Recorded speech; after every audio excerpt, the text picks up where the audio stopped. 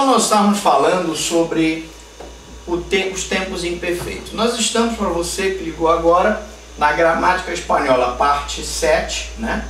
Na verdade, é apenas uma sequência da aula anterior, onde nós estávamos falando sobre tempos imperfeitos, né? Tempos perfeitos e tempos imperfeitos.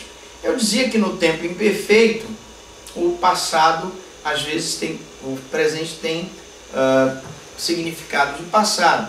E também eu posso ter um presente com significado de futuro. E aqui eu fiquei devendo o exemplo, né? La próxima semana me vou a Paris.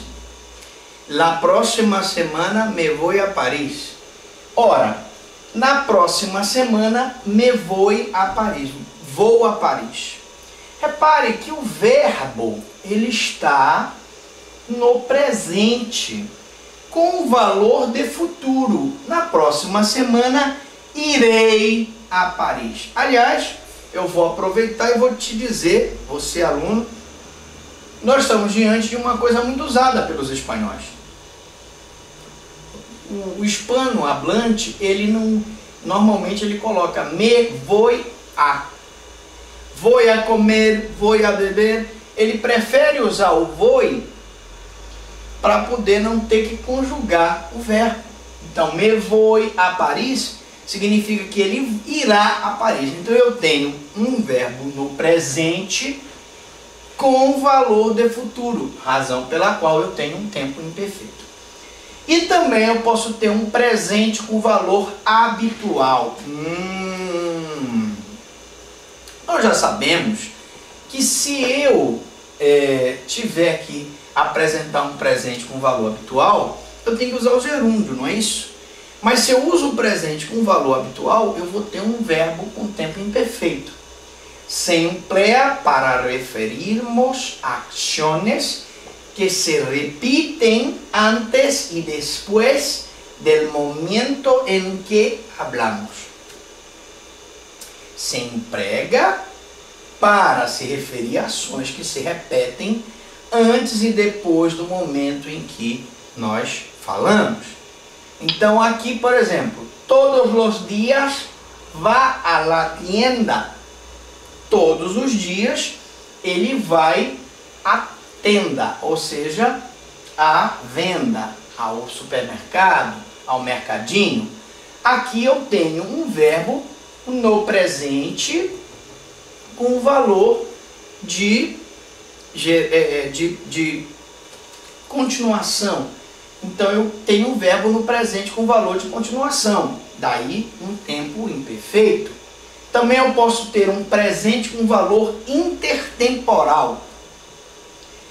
Repare que quando ele tem um verbo no presente com valor contínuo, essa ação significa que todos os dias, de forma contínua, ele vai na tenda. Aqui não, aqui eu vou ter um presente com valor intertemporal. Se emplea para referirnos a acciones que ocurren siempre. Por exemplo, el cielo es azul. Olha, aqui eu tenho um verbo empregado no presente com valor intertemporal. Por quê?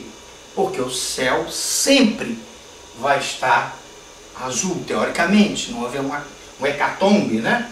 Presente com valor de mandato, eu também posso ter o presente com valor de mandato. Nesse caso do presente com valor intertemporal, é porque aquela situação vai permanecer. Poderia dizer, el océano es azul. La luna es blanca. Sempre é um presente com valor intertemporal. São situações que vão se perpetuar por muitos e muitos e muitos anos. Presente com valor de mandato. Presente com valor de mandato. Se emplea para dar órdenes. Eu posso ter um presente, um verbo conjugado no presente, e não é conjugado no imperativo, mas com valor de ordem. Por exemplo, te sientas e te callas. Te sientas e te callas é um verbo que está conjugado no presente, não está no imperativo, mas ele tem um valor de imperativo, razão pela qual ele é de um tempo imperfeito. Então vamos repetir. Tempo perfeito, verbo conjugado no tempo perfeito é aquele que a conjugação indica, presente, passado e futuro, normal. Mas eu posso ter verbos conjugados no presente com valor de passado, verbos conjugados no presente com valor de futuro, verbos conjugados no presente com valor imperativo, e aí isso desvirtua o presente. Aí porque ele vai se chamar de tempo imperfeito. Classes de verbos.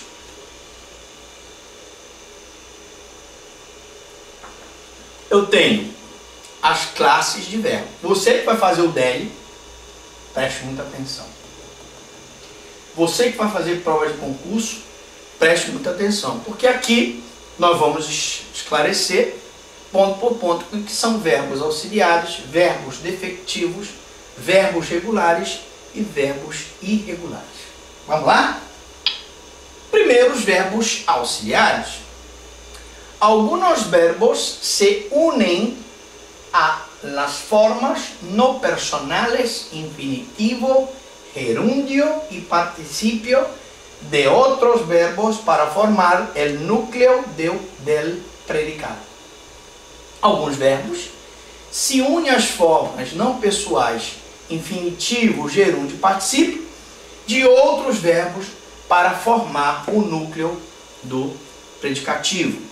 Nós temos em português: estos verbos se ayudan a formar otros y añaden cierto significado, se llaman verbos auxiliares. Esses verbos que se unem para formar outros são chamados verbos auxiliares. Então, el verbo auxiliar más importante de la gramática española es el verbo haber. Vamos repetir. O verbo auxiliar mais importante da gramática espanhola é o verbo haver. Porque com ele nós vamos conjugar os outros verbos, que se une al participio de los verbos para formar los tiempos compuestos.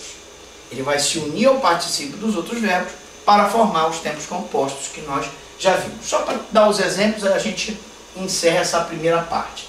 Ana ha llegado pronto. Ana chegou cedo. Ana ha llegado.